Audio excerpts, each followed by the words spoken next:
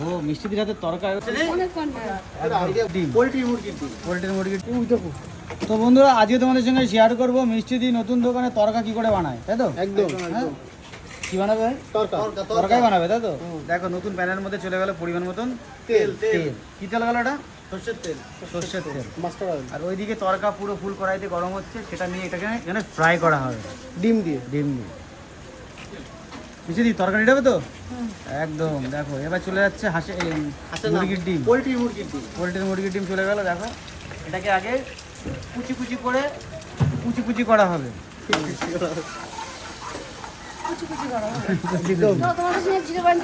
হ্যাঁ, একদম 0 থেকে গ্রাউন্ড জিরো থেকে শেয়ার করলাম, সামনে বর্ডার। এই তরকাটা নেবে মানে দেওয়া হতো এই দাদাদের তা এটা দেরি করে সুন্দর করে বানিয়ে দিচ্ছ, তাই তো?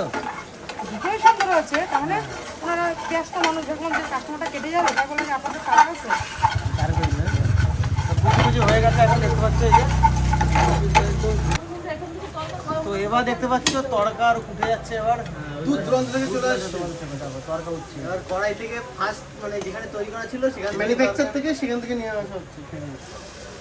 হাতা বের হয়ে এটা 1 প্লেট, কোয়ান্টিটি 1 প্লেট, তাই তো? এটা আইডিয়া বুঝতে মিষ্টি একটু বেশি তো হয়ে যেতে পারে।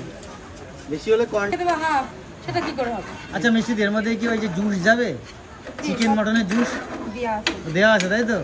এটা আমি কিন্তু 2 পাত্রে রেখেছি, একটা চিকেন দেওয়া আছে আর একটা নেই।